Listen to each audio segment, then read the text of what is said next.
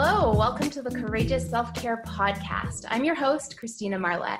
On this show, we get into self-care that goes beyond what we normally think of self-care. So we're not talking here about bubble baths and chocolate and wine, because although those can be really great temporary fixes, what I like to get into is permanent transformation. And I feel like the bridge between a life of chaos and overwhelm and a life of peaceful productivity, I feel like the bridge is what I like to call courageous self-care. And for that, we go deep. We go to the inside where it is foreign and mysterious and a little bit scary. And that's why I recommend having a guide. So here I am. I'm a guide, and I love to do interviews on my podcast. And so I have another guide with me. I have Peggy O'Neill. Peggy, welcome to the show. I'm so glad to have you here.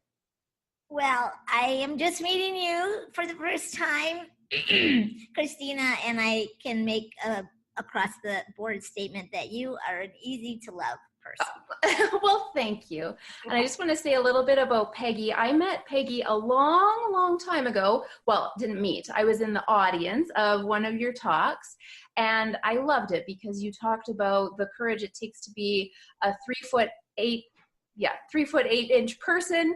And I was really touched by your message, so much so that I bought your book, which is called Little Squarehead. And it's a kid's book, and it became an integral part woven into our family as my kids have been growing up. We still talk about Shining Diamond Hearts, and I am thrilled to have you on the show. So I would love to hear a little bit about who you are and what you're currently up to, Peggy. Great. Well, thanks so much for having me on the show, and I'm really honored to be here. And I love to talk about courage, and I love to talk about self-care. And I wrote down peaceful productivity, because really, as I've been becoming more and more peaceful, I have becoming more and more productive. And so that's like amazing. Okay, so I'm so excited because I have some really cool things that I wanted to share with your listeners today.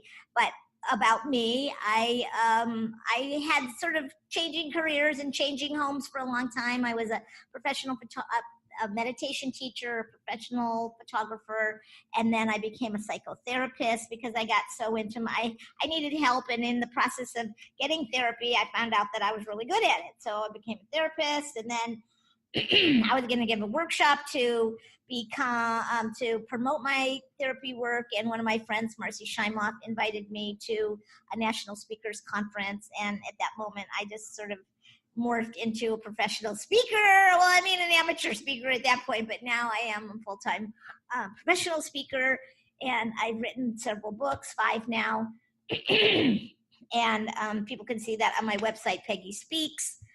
And let's see, what I'm really up to is taking what I've learned through my experience and through my studies to become a wholehearted, healthy, happy, peaceful, productive human being who contributes and who enjoys life, who is centered and can respond appropriately in most situations, not all situations, but all situations. That I like to share those things, and basically I encompass them in 2 categories. One is empowerment, and the other, and it's sort of from the inside out, what you do on the inside to help yourself be empowered on the outside. And the other is diversity, and I speak at a lot of elementary schools about anti-bullying, coupled with my book that I shared with you about this whole thing of empowerment from the inside, experiencing the diamond that you are from the inside. And I'm going to be talking more about that today. And besides school, they also do anti-bullying, or they call it diversity and inclusion in organizations and businesses. So I try to help people make the movement from their head to their heart, to learn how to listen, to learn how to turn empathy into a superpower, and to really gain the capacity to listen, to get on the same page as someone, and to open the door to acceptance in their mind and heart. Oh my gosh, you said so many amazing things there. You said so many amazing things. You inspired me. Well, I love how you've had this winding path to where you are. And once I wrote an article called The Winding Path of Clarity, and I can just really identify with going through various aspects of your life, like the photography and the psychotherapy and the speaking. And I noticed for myself, each time I landed at a checkpoint, I'd be like, yes, I'm doing this forever. I finally have clarity. And then I go, oh no, there's more I want to do. So I could really identify with that. Great. And I also love how you talked about the journey from the head to the heart. And it's such a physically small distance, but energetically it can take, it does take significant attention to it and conscientiousness and devotion to making that journey and being in the heart more often than in the head. Yes, well, a lot of it has to do with how we're trained. I mean, we all spent 10 to 20 years in school where we were learning how to feed our brain center, and nobody taught us how to feed the wisdom of our, how to facilitate the wisdom of our heart. Right. Yes. Oh, I love that. It's a whole new training, and luckily I get to bank on it. Yes. So at least once every time I do an interview, I get a cascade of goosebumps, which I call truth bumps all over me, and I'm getting that now. So we are speaking the truth, Peggy. Thank you. Just you wait, Henry Higgins. All right. So I love for my guests to share their current favorite self-care practice. And just before you do that, the reason I like to hear about different self-care practices is because we are all so, like you're saying, we're diverse. And sometimes we get into the mindset that, oh, she does that for self-care, so I better do that too. I don't really like it. It doesn't feel good, but she said I should, so I'm going to. Right. And it's such a personal experience. And I just love hearing all the different ways that we can take care of ourselves. So I would love to hear what you do. All right. Well, I have many. I've been meditating since I was 18, and I do that on once or twice daily basis. Try to do it twice, but you know how life is. And I have learned some breathing techniques. I've learned some tapping techniques. I've learned a lot of things, and I do a lot of inner work with therapists and that kind of thing. But the main one that I do every day is that's unusual. You know, those are sort of common ones. The one that I do that is especially unique for me, and I think is universally applicable, is taking a moment to go inside and visualize my future as a diamond mountain. Wow. So I had an experience. Okay, so I'm going to tell a little story. I'm going to do it as succinctly as possible. Because I'm 3 feet tall, kids called me names. I didn't get asked on dates. The dean in my college told me nobody was going to hire me. And my photography college told me nobody was going to hire me because I was a little person. The dating scene was just like total havoc and heartbreak over and over and over and over. So bottom line, I got the message a lot of times that something's wrong with me and that I'm not good enough. So when you're having that mud thrown at you every single day, it is very, very challenging to stand up tall and walk through your life. Thus, I have a book called Walking Tall. And it talks about how I have overcome that challenge. So that's a long read. It's 290 pages. Anyway, the point I'm trying to get to is that somewhere in my process, I was doing some expressive anger and like 45 minutes 3 times, hitting pillows, and I lay back and I experienced this diamond in my heart. And I don't know if I said this in the speech that you witnessed, but it's the basis of the book, Little Square Head, was my experience.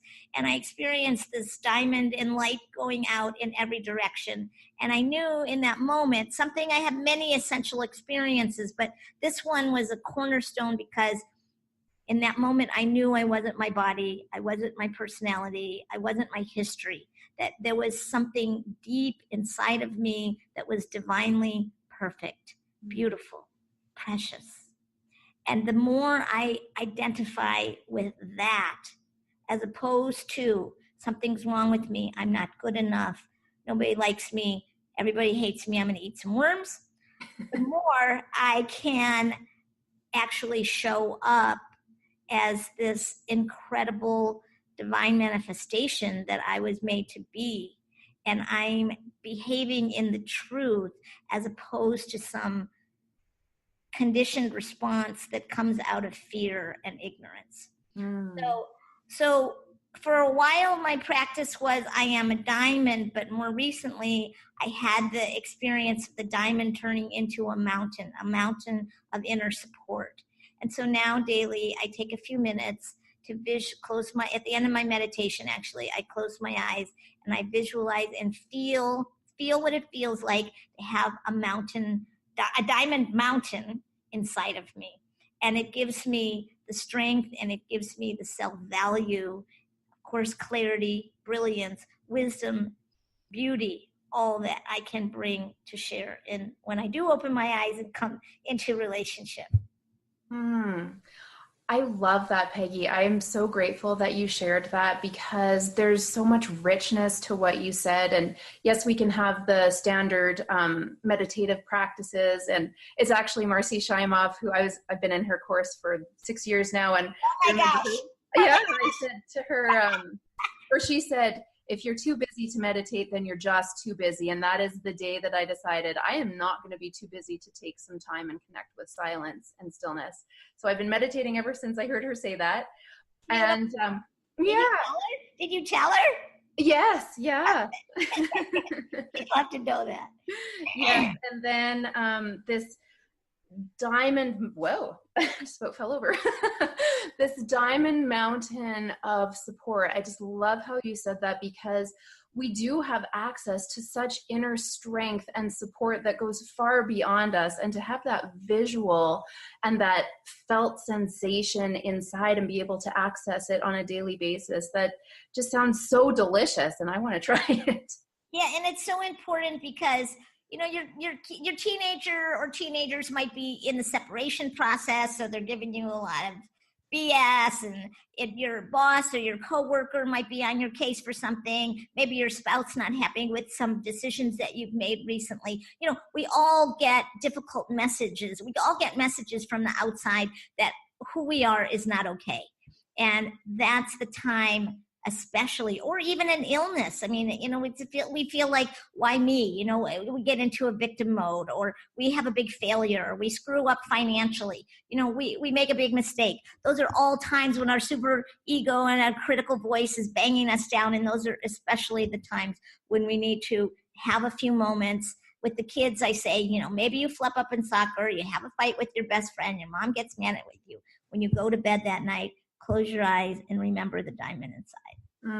So powerful and so useful for any age. I love how you're sharing it with kids. And I noticed such a huge benefit of being able to share that shining diamond heart with our kids because it gave us common language to come back to. And it works for adults too. So thank you so much for sharing that. I love it. And that book's on my website too. So awesome. Or Amazon. Oh, I highly recommend it. It's so good. So Peggy, we're going to pause here for just a quick commercial break. And when we come back, we're going to get into your story of courage. So we'll be right back. Okay. All right. Welcome back. Thank you for sticking around. And Peggy, before you share your story of courage, what I would love to share with you listeners is why we do this. Why I felt that it was important to get guests on the show to share their stories of courage. And the reason, there's so many reasons, but the main reasons that I reiterate because they're important to hear is because courage is contagious, as Brené Brown says. And when we hear someone else sharing their story of courage, whether it was monumental or an example of daily courage, what it takes to move through the day with grace and ease, we get ideas. And we also get more and more into that energy of courage. And I've talked to a lot of women who say, oh, I'm not courageous. And I just say that's wrong. We are all courageous. And the more we hear people sharing their stories of courage, the more we can identify that that is us too. So Peggy, I'm very much looking forward to hearing yours. Okay, well, I'm not exactly sure what's going to come up, but we'll see what happens. I know what story I'm going to tell. So I would not say I'm not a courageous person. I would say I'm a very courageous person. And being a little person living in a big world, it's one of the first skills that you learn because you get a lot of name calling and teasing when you're young. And so you sort of have to muscle up and if you want to have a life. So my mother and father my family was really great at just mainstreaming me all the way and supporting me to do everything that my siblings and all my friends were doing. So courage has been something I've been working on. And so I could say, when I get up in front of an audience, I get afraid. And when I am doing something new, or when I'm trying to do some certain sports that are really challenging, like scuba diving, and the equipment's really big. I went parasailing with my nephew a couple of last summer, and stuff like that. I could say, okay, that's really courageous. But the one thing I want to talk about was my biggest feat of courage recently, which was separating from my husband. So the hardest part was that I loved my husband. He was not a bad guy. He, although he had a major, after 15 years of marriage, our lives started going in separate directions somewhat. And what it really boiled down to, I think, was the fact that my main philosophy in life is that when challenges happen, we look at them and say, not me, why is this happening to me? Somebody fix it. But we say, how is this challenge helping me to grow into a bigger, better person? How is this challenge helping me evolve? How is this challenge helping me do what I came here to do, which is evolve, to be better than my parents, to be better than my ancestors, to be better than the next person next to, to evolve into this, and that's what we're all doing. And that's why the world keeps getting to be in some ways a better and better place. So, in my husband's attitude towards it was to run away from challenges by distraction of sorts, and he just didn't want to talk about it, and his heart was closing because of that, and I sort of felt alone. And so when I asked him for a divorce, because I felt like if I'm going to be alone, I might as well be alone. And not to an extreme. I didn't feel alone to an extreme. It was just my capacity to be sensitive on a subtle level.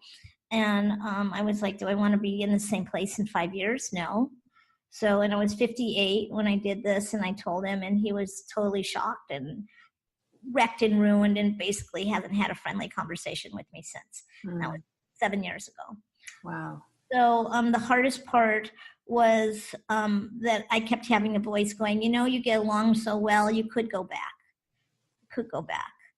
And I was lucky to have the courage to go into my grief and into the experience of I'm nothing. Like if I don't have, this was the thing, the fear of being alone came up so intensely. And I had it before I was married. It got put to sleep while I was married. And I didn't anticipate it would come up again after I was married. And the fear came up so intensely that I was of sound mind, but I had a high level of anxiety, and I was latching on to every person who came close to me and getting in totally inappropriate relationships that caused me so much heartache and suffering. And eventually, and over time, I kept having the courage to go inside and feel the feeling of what you were talking about, the dark place. Feel the void, feel the emptiness, go deep inside the place where I feel like I'm nothing. I have no value. I'm just a splat on the street. And of course I had support in the process, which you mentioned also very important. Yes.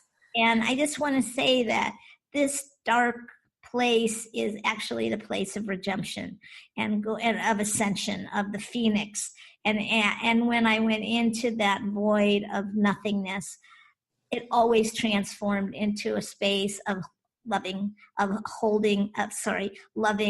embrace and holding and space to be free to be who I am.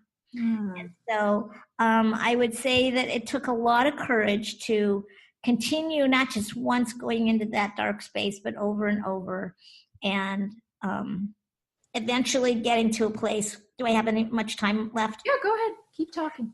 Last summer, I got into an intimate friendship, and I, asked the guy, well, like, I'd like to go for more. And he's like, no, because you're a little person. And that just wrecked me. Wrecked me. And I laid in my room pretty much for 3 weeks and just was having heartbreak and tears and processing this feeling of I have nothing, he was so loving and so accepting and so kind. It was such a shock to me that he said this. And I was glad that he was that honest, but I also was torn apart. And I felt the biggest feeling I had to face was, the biggest fear I had to face was, well, if he can't see my value, who can? I must not have any value if he can't see it. So, and of course I worked through that and recognized that for whatever his reasons, whatever his conditioning, whatever his fears, whatever his inner smallness has going on, that was in the way of his heart being truly open and being able to act on the level of connection and love that we have between us.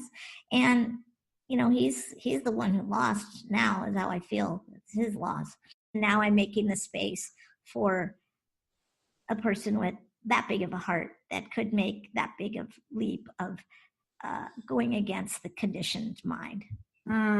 Oh, Peggy, thank you for sharing that amazing story of courage. And it sounds like it's an ongoing practice. And that's what courage is. We always get the next thing that is going to help us expand, as you said, because we're always evolving. Exactly. And we get the thing that we're ready for, even though it can be so hard. And I think it's so powerful that you touched on going into the darkness, going into that shadow, and finding that is actually where the best things lie, when we can get just beyond that heartache and that pain. And I also honor you for sharing about really feeling emotions. And I feel like so much behavior in the world is avoiding emotions and suppressing emotions, and it turns into all sorts of destructive behaviors, when if we would just have the courage to actually feel that heartache, feel that pain and that grief, it's not as bad as all the other behaviors. It hurts and it's painful, but I find myself when I'm in those, I go, okay, this hurts. Yep, it hurts. It really hurts, and it'll stop as soon as I acknowledge it and really feel that hurt. And I feel like that is such a courageous thing to do. So I love your story as an example of that. Thank you. And one thing I found that helped is framing difficult experiences as enriching. Like when my dad died, my heart felt pain that I had never felt before. My mother had died 10 years earlier, and I think there was a little bit more armoring around my heart. By the time my dad died, it had been opened significantly more. The pain was so excruciating physically and emotionally. And I remember saying to myself, wow, I'm so fortunate to have love this deep. I'm so lucky to feel that inside lining of the love, which is this sense of loss and grief. What a rich experience, and how much richer am I that I can be with someone who has had this kind of experience. I love it. That is so profound and delicious. Thank you. I love it. So I had a thought, but it disappeared. Oh, well. So what I'd love to do, I'm so grateful that you have been here today, Peggy, and I'm sure people are curious and want to know more and want to check out these books that we're talking about. So where can they find you online? Yes, well, it's Peggy Speaks, which makes sense because that's who I am and that's what I do. So peggyspeaks.com. And for anyone who might be struggling with the courage to find their voice and speak out, I'm giving a work, which I find is a common fear among people, especially among women. But I'm having an online class. It's starting February 13th, and the title of it is Step Up, Stand Up, Step Up, and Speak Up, Empowering Yourself so you can be heard, respected, and promoted. It was sort of set for people in businesses, but women at home, that's fine too. I mean, you might not get promoted by your boss, but you might get promoted with points or marbles in the jar with your husband or your kids or your relatives or your parents or whatever. So anyway, it's going to be for 5 weeks. Check it out, peggyspeaks.com/events, or just go to my homepage and turn it on. And it's very affordable. I'm doing a beta class, so it's a little under $200. It's $197 this time. Next time it's going to be much higher. So go for it now, guys. And anyway, that's what I have to offer. And and my books are in my shop at the store, or you can get them on Amazon. And I have a great new coloring book called Walking Tall Is, and I would like to send you one, Christina, for having me on the show. So I'm going to ask you to send me your address, and anybody else, you can get it on Amazon. It's called Walking Tall Is, ... Like Walking Tall is following your heart. Walking Tall is being courageous to speak your truth. And every page has one of those aphorisms on it. And then there's beautiful designs that you can color in. Ooh, I'm so excited. Thank you. Yeah, exactly. Oh, Peggy, this has been such an honor. And I do just want to share quickly to encourage you listeners, if you are feeling any kind of bubbling or tension or something around taking Peggy's course, I highly encourage you to do it. Like if you're feeling something, that is your intuition guiding you to take action on it. And it really is one of the foundational skill sets of courageous self-care to fully express yourself. And I'm also going to invite people to call me and ask me, and my number is 805-807-2244. 805-807-2244. Call me and ask me questions. I'll be happy to share with you anything about what we're going to be doing, but mostly it's going to be about removing the blocks to your inner smallness and doing techniques so that you can feel, act, appear powerful and speak, and most importantly, speak powerfully. Well, if anyone knows how to do that, it's you. So I love that you're offering that. I encourage you to contact Peggy and reach out. And Peggy, thank you again for sharing your powerful message and your diamond mountain of energy. I just feel so good. Thank you so much. Oh, Christina, you're such a love. Thank you so much for this opportunity to share. Oh, my pleasure. My pleasure. And just heartful greetings and a big heart hug to all the listeners for joining us during this time. Yes, and exactly. Listeners, thank you so much for tuning in today. You get a big pat on the back. You'll have to give it to yourself. And a giant super secret bonus point for your courageous self-care for listening to this episode today. Double bonus points if you take action and connect with Peggy. I am so grateful for you, and I am sending you so much love. Peggy, thank you again. And I look forward to connecting with you on the podcast again next time. Bye-bye for now.